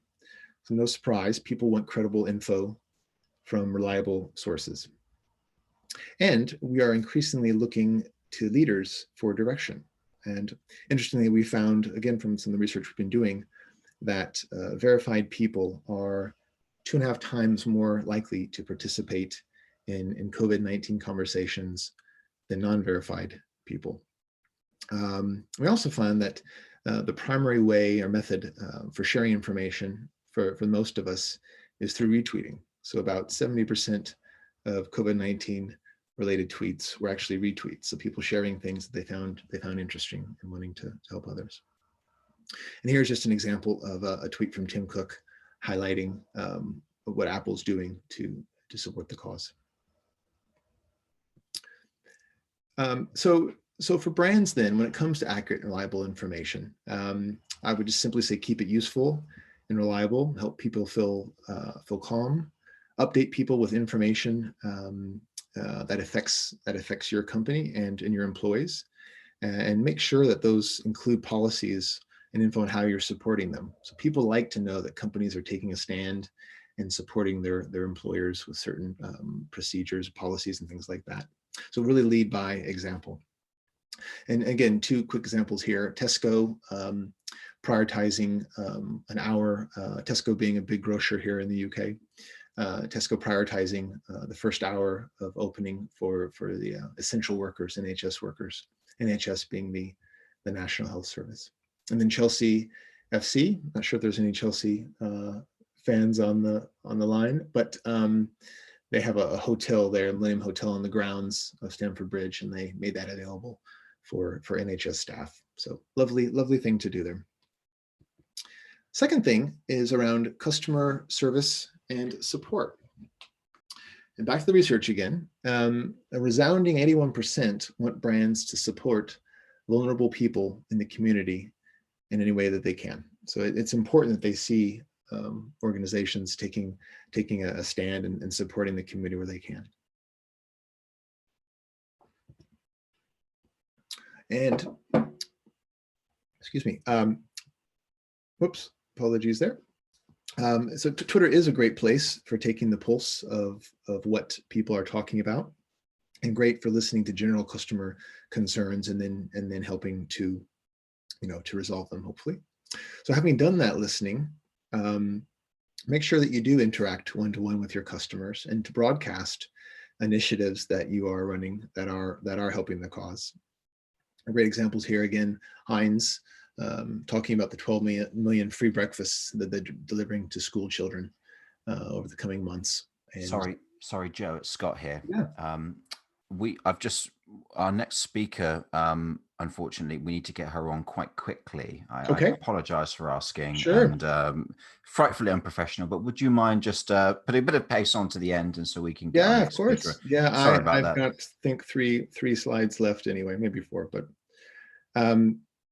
so anyway, the importance of support and understanding your audience. And here Disney releasing their Frozen 2 to market quickly. Distraction and levity then, and this is actually a quick one, perhaps my favorite cat video. Taking our minds off things has never been more important, and humor especially is quite powerful. Just be thoughtful, make sure you do that right, and again, know your audience.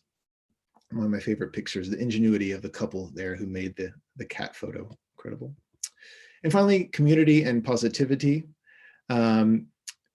Well, no surprise, people love to see and share great stories of community, of people pulling together and helping one another.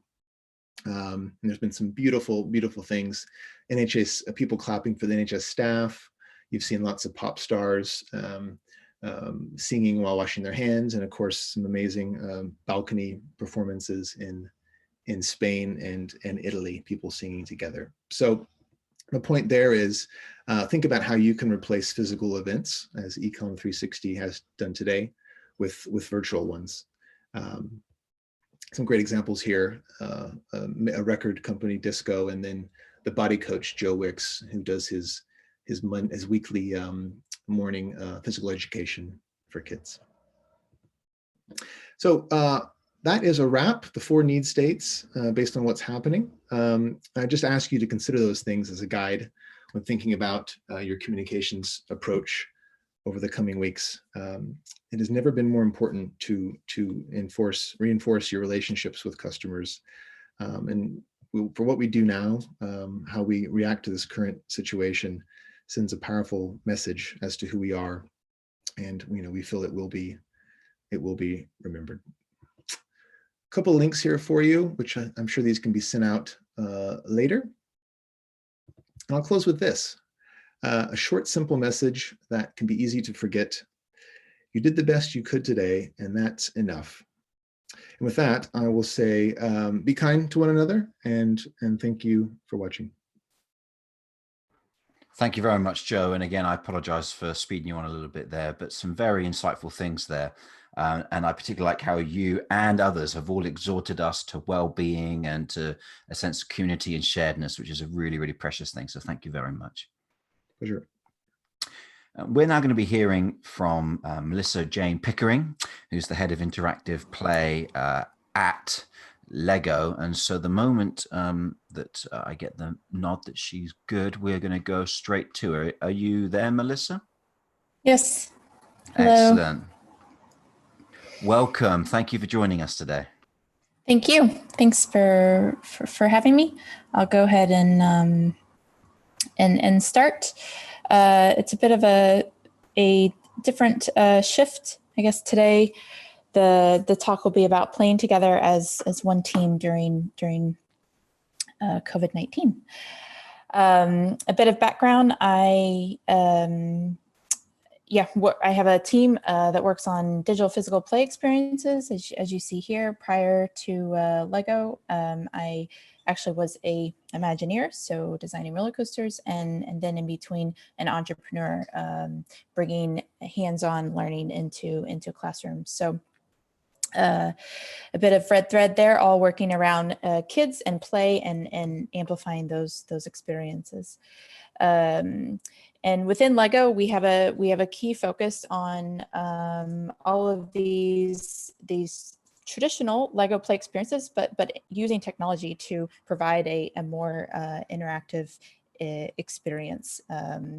And there's the red thread that we have through all of our experiences as we go through the design process and thinking about play and offering these new products is all about what we stems from the original term of Lego called that is made up of Lego, meaning play well.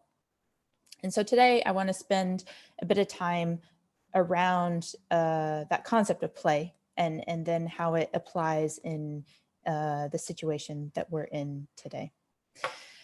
So first, I'd like, to think back to when you were a kid and thinking about those joyful moments that you had when you were playing, when it was, you didn't have the worries and the stresses of day-to-day responsibilities. And for me, when I think back, I can fondly remember my younger brother and I, we would spend hours outside in the forest building up these little forest cities out of branches and moss and sticks. And we just spent a lot of time outdoors and creating a lot of these imaginary scenarios. And we look at what the underlying principles of what we would call free play. What we experience and what these principles are made up of three things. That one is joyful moments. So this notion of pure moments of joy and happiness, and of course should go without saying if we're talking about play.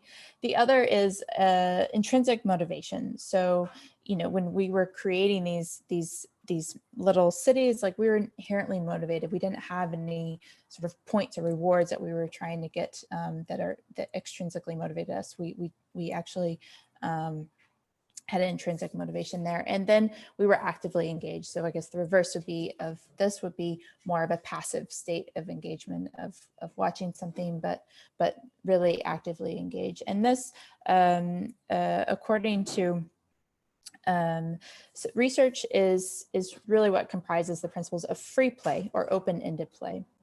And when we look at today being back before COVID-19, we have very, very busy lives. Kids are over scheduled in schools and then these extracurricular activities, and so what happens is the time that they have to be able to do this free play or open play is broken up into fragmented chunks. And so what we see is that then their time is often spent on these digital devices and in experiences that maybe are more around passive engagement or driving extrinsic motivation to keep them engaged.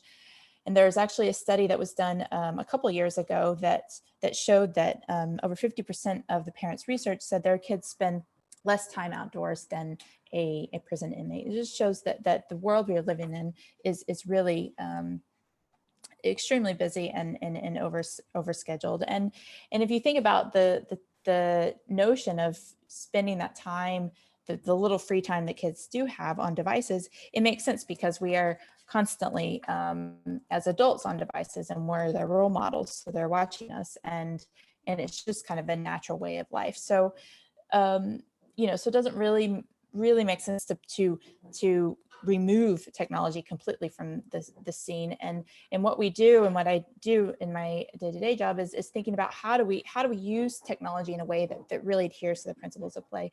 And so this is what we spend all the time thinking about. And then and we go through tests and we try and make sure we're not in a state where the kids are glued to screens, but actually are back in that notion of play and actually playing not only physically but they can be playing digitally within the principles of play.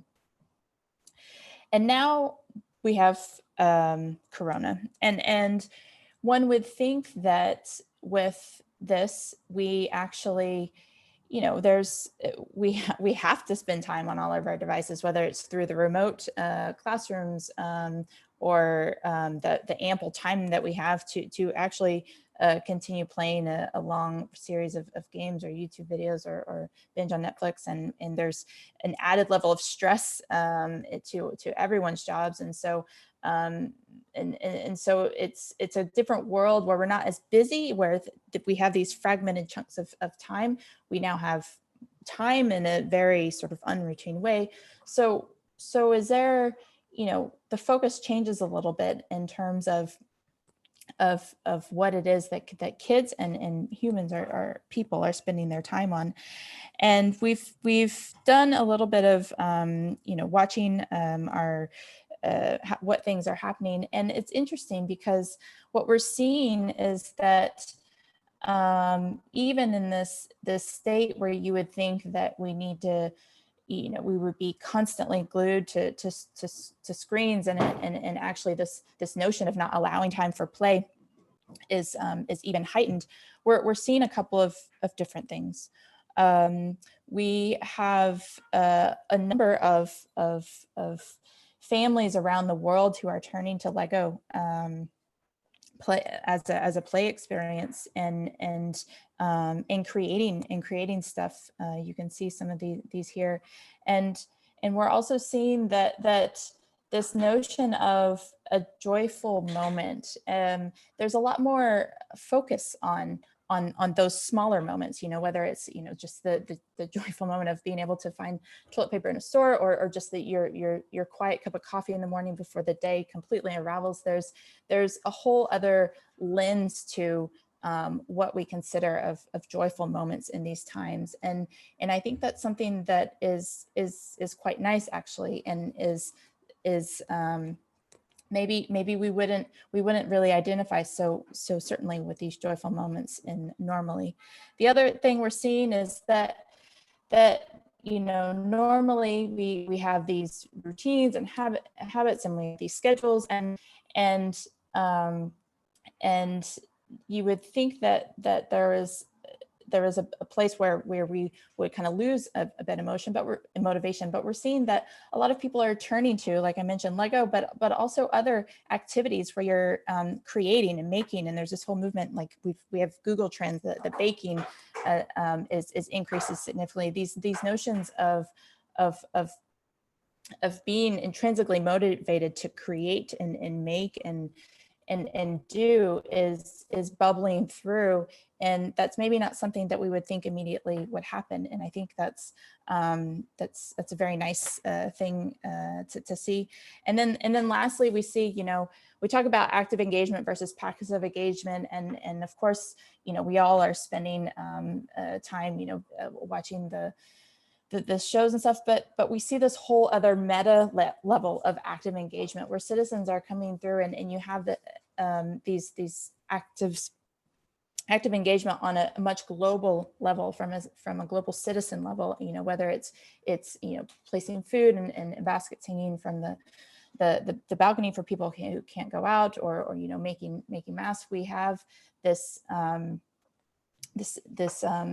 trends that people are engaging on a much bigger level, which I think is quite nice to see. So all summing up, I think it's quite fascinating for me, and based on the work that we do, where we're always trying to think of, like, how do we really bake in these principles of play to the experiences we create, and in a scenario where we could, and we are just glued to our screens. We're drawn, it's just within us, we're drawn to these inherent principles of play, finding those joyful moments and having the motivation to do things that maybe we wouldn't normally do, and participating on a much higher level of engagement around the world. So I think that wraps up what wanted to share today in terms of reflections around playing. Thank you so much, Melissa. I understand that you have to move quite quickly, but it's a joy to have you. One of the things that I really liked is that you call yourself a purpose-driven change maker, who are my favorite types of people. So I'm sure many people look forward to getting to hear from you in October, when they get to explore some of these concepts with you a bit more in person. So thank you very, very much for joining us today. Thank you. Have a great day. Thanks. Well, I trust everyone is doing okay. We've been following your conversations in the chat, and thank you very much for participating and getting involved, everyone. We've had lots of great presenters so far, and you now have the joy of getting to spend a little bit of time with me. We're going to be talking about how to engage remotely with your customers in these turbulent times. So what I would appreciate if you can do quickly is I've written down the things that you've been saying that you want to make sure that you learn about today. If you could please put in the chat, what is the main thing that you need to engage people with online? If you could put that into the chat right now, that would be really great. And yes, Ella Wakely, you can have a shout out. Hello. So if anyone here can please put things into the chat, what is the main thing that you need to get engagement with people online with and you're finding tricky? And I will see if I can keep an eye on those as we go through. So let's talk about how to engage remotely with your customers in these turbulent times. Well, all of you right now are going to be experiencing this screen here an awful lot. What's this? This is a typical webinar screen. People dialing into Zoom and you all seeing each other, some people with various backgrounds. And I think it's rare that many of you are actually going to be having a goat on your webinar. Yes, that is a goat, because this, of course, is goat from goat to meeting. Yes, why go to meeting when you can goat to meeting? And this is a great example of doing something unexpected. And the unexpected is one of the 5 things that intrinsically motivates people. This here is a model from my book, The 5 Spurs of Engagement. And that's what engagement does, is engagement spurs us. And by spur, I am referring to 2 things. First of all, the spurs at the end of a cowboy boot. Literally, if they stick into your skin, you're going to react to that, right? These 5 things we're going to look at, when they engage you, they make you physiologically react. You can't help it. And the second thing is with spurs, as you can see here, is that a spur is also a word in English that means anything that goads, impels, urges as to action, speed, or achievement. The thing about engagement is it compels us, it draws us in, it pushes us to engage and to achieve more. And this is really important to talk about right now, because as we face a downturn, the big mistake that many organizations will make, just as we can see here in this advert from the Financial Times, is that people stop advertising, is that they don't spur themselves forward, they slow down. And this, as it's already been referred to by Joe earlier on, talking about the error that people make when they begin to lower their advertising during crises and recessions, is we actually find that if you don't cut your budget, if you increase your budget, you will grow. And so we can see here in this chart that those people that cut their budget after a recession, they shrank their market share. And there's lots of data around this I'm not going to go into right now, but this is a very, very important factor. So today we're going to be looking at, well, this is something I certainly want to urge you and spur you to do. We won't be looking at the whole thing, but I want to ask you, what is your Corona campaign? What is your pandemic pivot, right? Don't assume right now business is normal and then fail to communicate because you expect things are going to be the same. Instead, I want to urge you, focus your offering on the essential and then do what you do best online and engage customers in it. And that's what we're going to be looking at right now, is do what you do best online and engage customers in it. So first things first, a few engagement principles. First of all, we engage with things the same way we engage with people. This is a foundational understanding, right? Is that we engage with things the same way we engage with people. So the same way that people engage as students are in a classroom, as Jeff has put here, the same way that people engage in a classroom is the same way that people engage with a brand, is the same way that people engage with a product, is the same way that a user engages with a bit of software, is the same way that people engage with a friend or a spouse or a romantic interest. We engage the same way with everything. And yes, Ella Wakely, your dog can have a shout out. There's a great example of engagement right there, I believe. And it's the same process. Yes, hello, Pat the dog, you get a shout out. It's the same process whether we engage offline and online as well. So in the same way that we engage with people, the same as we engage with things, we also engage the same online or offline. It's the practices that differ, not the process. And I'll give you an example of this right now. these are people working in intensive care on a ward where people have who are being treated for coronavirus. And these healthcare workers, you will have seen this, have stuck pictures of their faces to themselves, because with their personal protective equipment, you cannot see their face. Why have they done this? Well, I'm sure many people can guess here, which is we want to see the faces of people that we are engaging with, that we are talking to, that are looking after us. Now, this is offline. Does it work online? Sure, it does. There's a reason why it really irritates us when all of us are on Zoom or on Skype and someone decides not to turn their video on. In fact, Harvard Business Review did a whole thing here about they did 12 steps to make a great virtual meeting. Step number 1, use video. Now, I'm not saying that you have to force introverts to use video if they don't want to, or someone's ill or whatever, but I'm saying in general, we want the rule to be that we can see each other. And why is this? It's because the first thing that internally causes us to engage with things is sharedness. We engage physiologically and automatically with sharedness. Here's an example. You walk down the street and you're a Man United fan, and you see a bunch of people wearing Man United clothing. You're immediately going to do what they're doing. Hey, go Man U, right? And before you've even had a chance to think about whether you do it or not, you do it.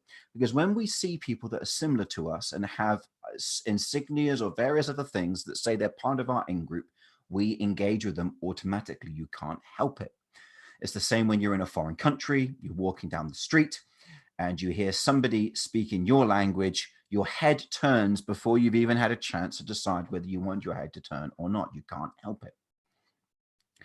So it's no surprise then that in the wake of the coronavirus, we've seen good leaders do things like this.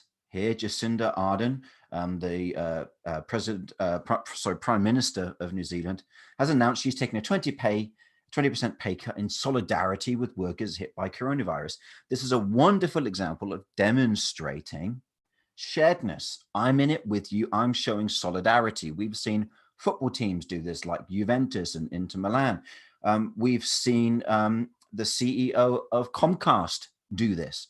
Although Jacinda Ardern went a step further, because she's been hosting Facebook Lives at home. It's rare for a world leader to invite you into their home. And after she's put her daughter to bed, because she has a very young child, she has been doing Facebook Lives and just addressing those concerns that people have at this time. That's a very, very wonderful act of sharedness. We're in this together. I'm not one for celebrities, but I love the British celebrity Tom Reed Wilson, who's been inviting people to do poetry, and he's been sharing different people performing on his Instagram page. Or we've also seen this on the streets of various countries. Here we are in Italy, people performing. There is this thing about when people come together, it automatically engages us. We can't help it. If you walk down the street and you see a group of people together, you cannot help but notice it. So the language of sharedness, the language of creating sharedness that engages people is we, us, and ours, right? And I think this is kind of, you might assume this is somewhat obvious. First of all, it's not obvious. If you watch a briefing with some world leaders, some business leaders, they will not use words we, us, ours. They will not talk collectively. They'll just talk about themselves.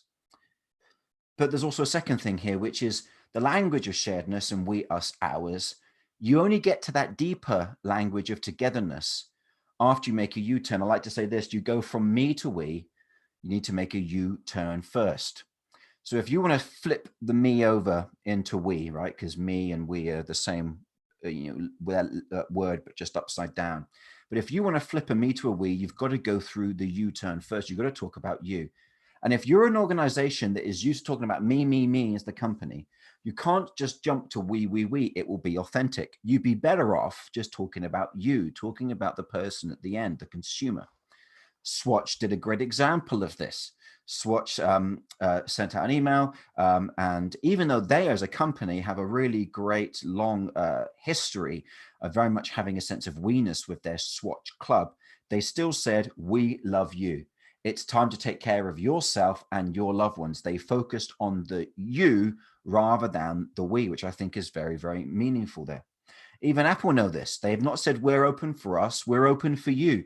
They're talking about the individual. Even Google had the good sense to do this. On their homepage underneath, it says, to everyone helping, thank you. Rather than saying, we're helping, we're in this together, they've decided to say thank you, because they recognize that actually some of the people that are really doing that are the NHS, when are you in the UK, the NHS workers, health workers, people like that, key workers.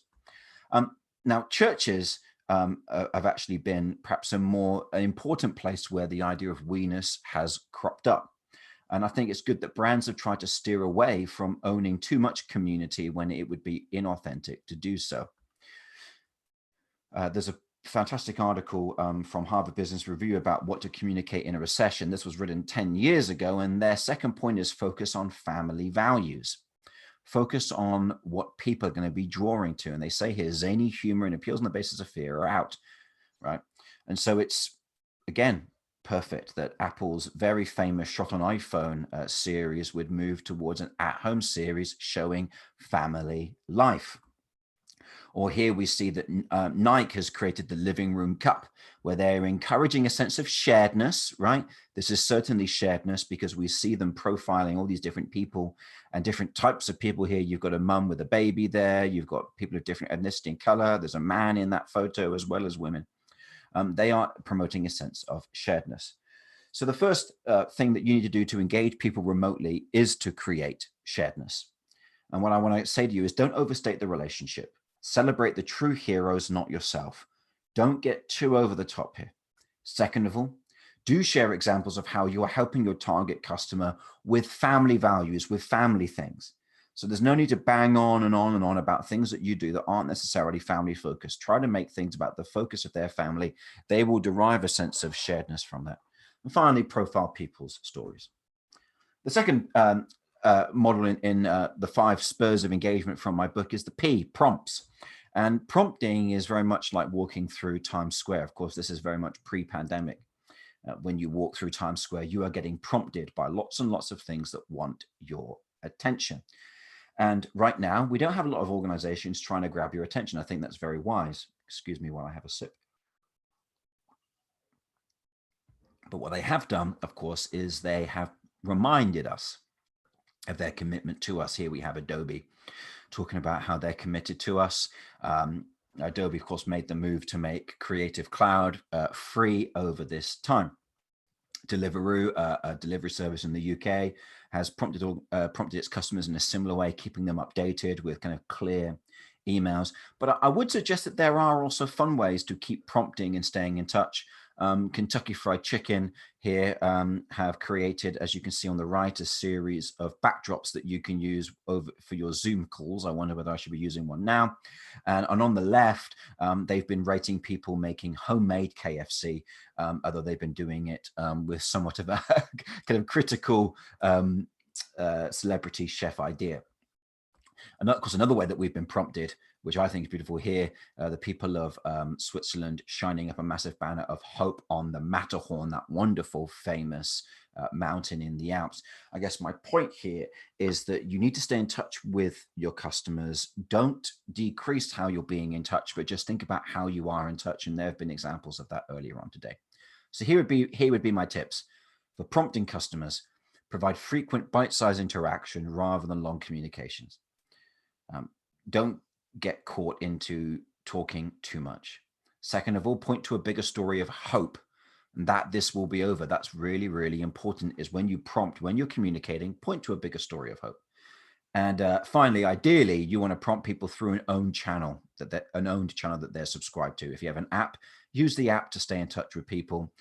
If they're on Twitter, use Twitter. If you've got people's email, but you try to find the most direct route that you can stay in touch with people and just provide frequent bite-sized interactions. Third way of engaging people online, engaging your customers remotely. And I think this is the previous two might be the more obvious ones, but this one I think is very important, is now is actually a very good time to be unexpected. And of course, again, we can go back to GoToMeeting.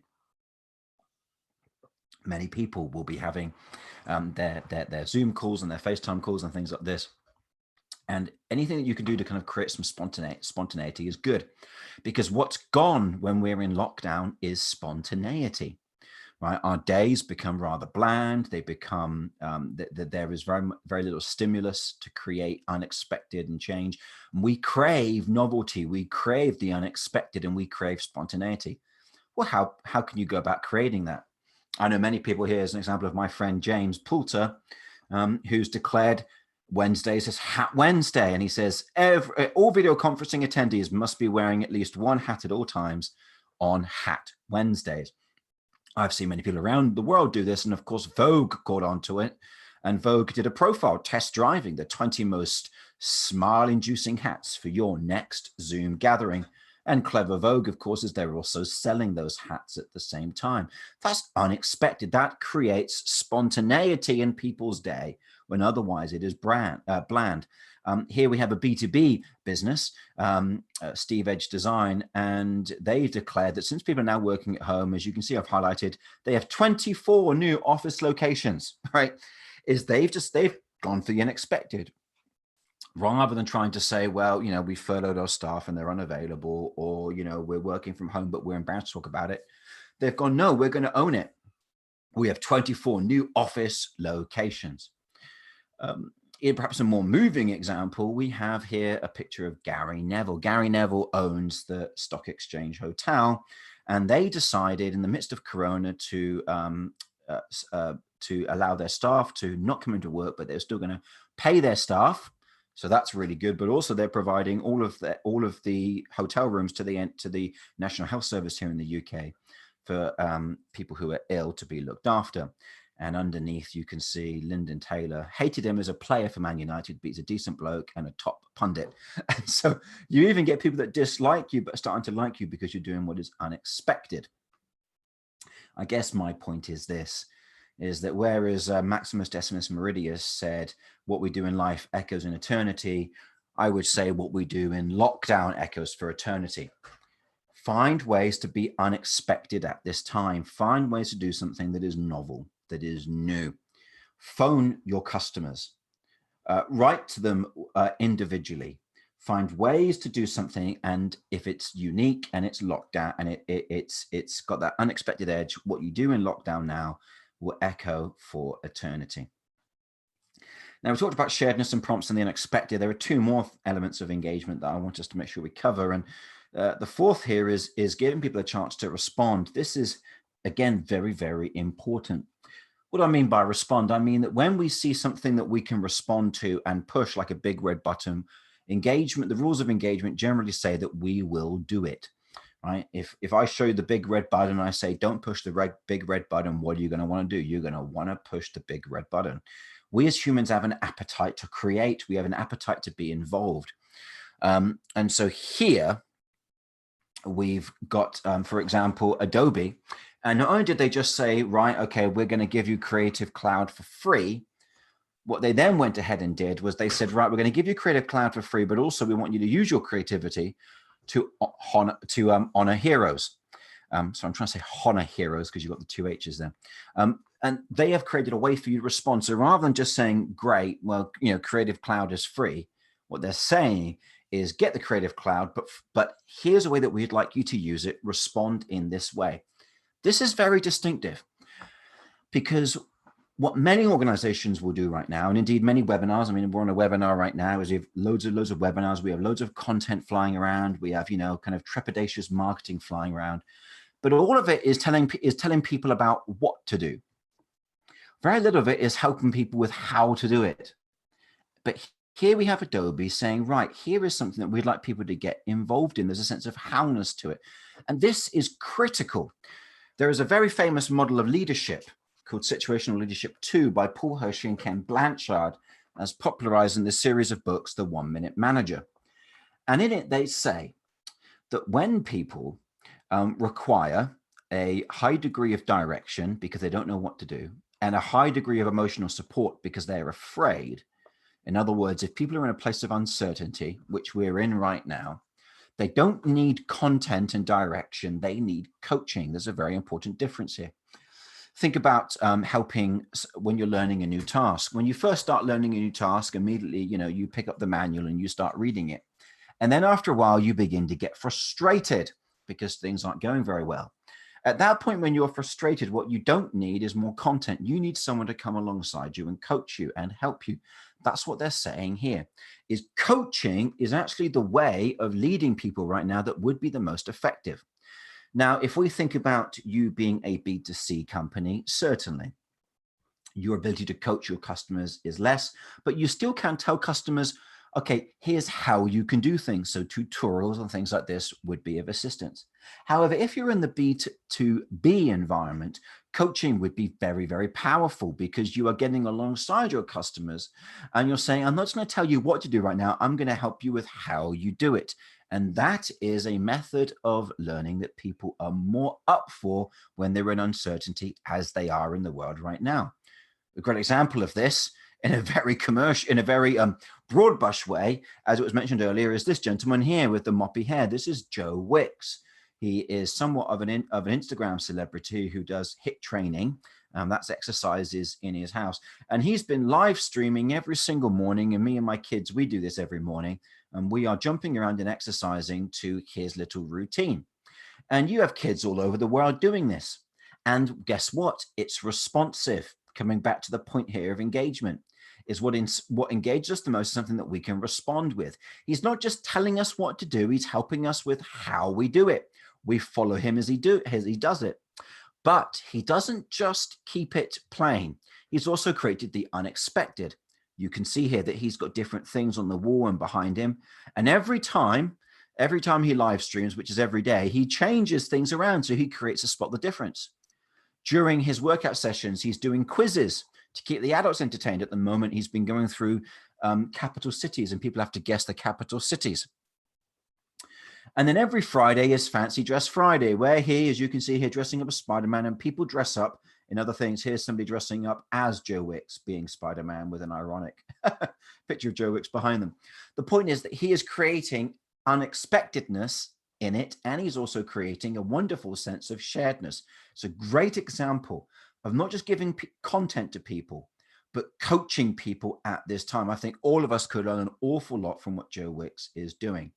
And of course, I don't think that he's doing too bad in business right now. Whilst he's donating all of the ad revenue from his live stream, of which he now has the Guinness World Record for the largest health and fitness live stream ever, his business, I'm sure, is making a hefty amount. They've reduced their regular program down by almost 50%, but I'm sure that they have got no lack of people coming along and buying that. And so, of course, here's the point. If you want to engage people, invite them to respond, give them a button to push. I want you to ask yourselves, how are you enabling people to respond to you? How are you activating action, as I say here? How are you giving people an invitation, not just information? Right? This is what I'm trying to do here right now. For instance, I'm not just talking at you and telling you what to do. I'm inviting you to consider, how could you use this yourself? Don't just tell them what, help them with how. Finally, as we begin to close out now, the fifth spur of engagement, SPURS, the last S is story. The thing that engages us the most as humans, more than any of these other things, and certainly the most deeply or the most profoundly, is story. In times of crisis, people want a better story. Famously, here's Martin Luther King on the Lincoln Memorial steps in a time of turmoil that would not be unlike to what we're experiencing now in terms of uncertainty. And, well, of course, the BBC in the UK has stepped up. It recognizes it. We're here to entertain the nation in time of need. What does that mean? It means it's trying to give a better story. Well, this is what Patagonia have precisely gone and done. Patagonia they've released their Corona campaign, which is stories that inspire. And every day they've got live streams going on Facebook and Instagram and other platforms where you can follow them and you get to chat with people that are these, leading visionaries that Patagonia customers would love, right? Patagonia is not just giving people content, it's switched towards coaching. This is the perfect opportunity for this. Again, is coaching, not trying to think big and broadcast, but think small and social. And so 2 very simple points here on telling a story is inspire and give hope. Right? There is no end to the need that we have for people to inspire and give hope. So there we go. The 5 spurs of engagement: create sharedness, prompt your customers, do the unexpected, invite responses, and tell a story. Now, if you do these, whether you do them offline or online, they will always engage people. Whether you do them in a Zoom room or you do them in a Skype room or you do them over Twitter, yes, the way in which you do it might change, but the process of engagement will always remain the same. People will always engage around these 5 things. And that's exactly what's going on here. If we look at this in the worst way, people are being prompted by stories about there being a new loo roll. There's a sense of sharedness in the hysteria, which is what hysteria is. It's the unexpected, because people were never expected loo roll to be the thing that people would run out of. There is a sense of response there because people get up and go to the shops and do it. And ultimately it's a story, but it's just a really bad story. Tell good stories, give hope. And that's me. I have made my way of doing this, of course, I've made for free on my website a whole bunch of tools that are my way of providing coaching and support to people at this time. You can check them out at scottgould.me. So with that done, I will now look to hand back to the people in headquarters.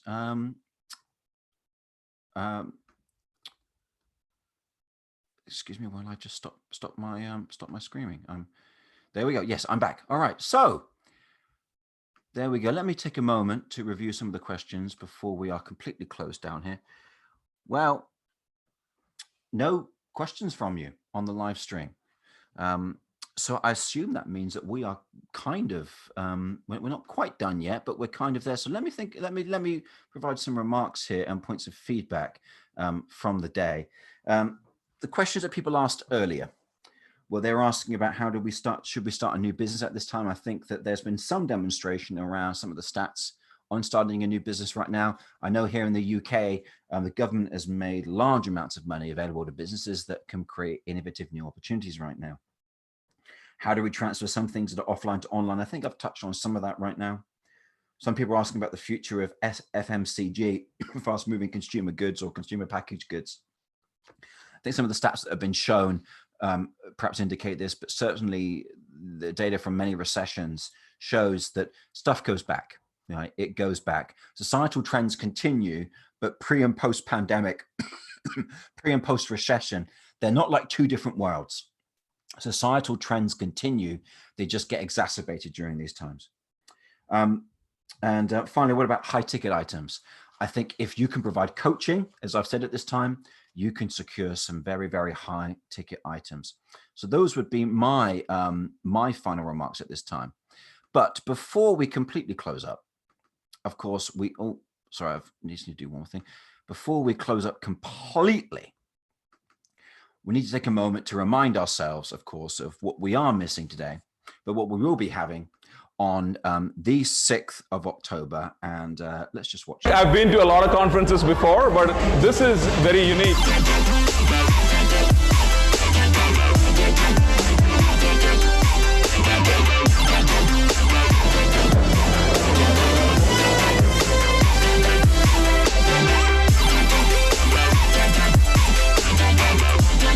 I can tell you that you're going to have a great day. You have to make every moment personal and every experience shoppable. You can quote me on that. We're seeing the next wave of innovations coming from emerging markets. How we built a multi-billion-dollar online brand. You have the data, you have the domain expertise, you can train the models.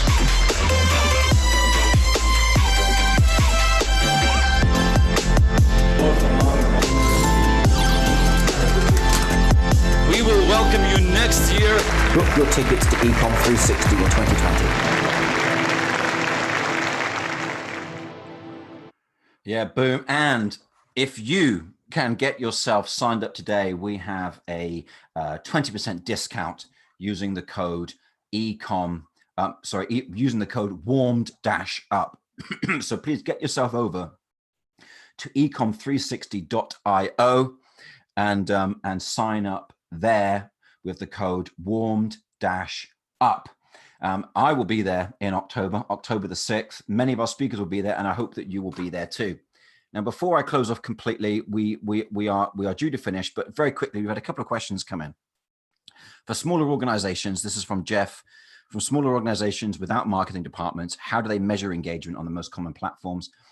The point of engagement is you get people engaged, because when they are engaged, it increases loyalty, the investment that they spend, their advocacy, share of wallet, things like that. That's the stuff that you want to measure. There's no point measuring engagement, because your own measurement is an intermediate measurement about actually securing an output. So don't worry about that. Prima asks, how does this apply to picture framing biz and to cafe that offer live entertainment? Well, I don't know whether a live picture framing biz and a cafe, how people will continue to buy some of these things remotely. Certainly, we can't be on know some of that for sure. But what I could say is that for a picture framing biz, you could certainly help people with ways of sparkling up their houses. They'll be in their houses a lot. Maybe now's the time when they wish that they could make their house look a little bit nicer. Maybe they want to do a little bit of house renovation because they're going to be indoors. How can you coach people with that, right? How can you create some content and give people ways and create a sense of sharedness and community around that? Cafe that offers live entertainment, that is a tricky one. But certainly, what if you were the cafe that every Friday night had people joining a massive Zoom room where they could mingle and talk to each other? You make everybody a panelist, which means anybody can break out with anybody else into a breakout room at any time. So there's spontaneity. If there's a cafe in my city that did that every Friday night, you can guarantee that when this is over, I'll be going to that cafe. And that's what cafes are really about, is community, not food and drink, right? That the food and drink is incendiary, I forget the English word, purchase, right? It's not the main thing. And finally, what about aviation? Well, aviation is a tough one, but I do recommend you do what BA did. Don't do what Virgin Atlantic did.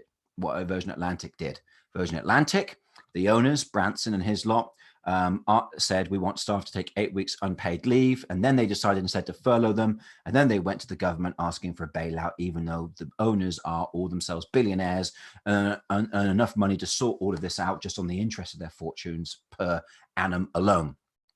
However, what British Airways did was they got dressed up into their suits and they went out and began serving the health workers in England. I would recommend that aviation companies do the same, because what you do now in lockdown will echo for eternity. That's me. I've answered those key questions. I'm going to wrap up now. We're all going to wrap up now. Thank you very much for joining us, and we can't wait to see you at Ecom 360 on the 6th of October. Please go along to the website, register. Also, if you haven't registered for this webinar and you want to receive all of the resources that come with it, there will be a link in the stream chat here. Please go there and you can get the information that you crave and the content that you want, but most of all, hopefully the coaching that will really, really help you. We wish you all the best, and we'll see you in October.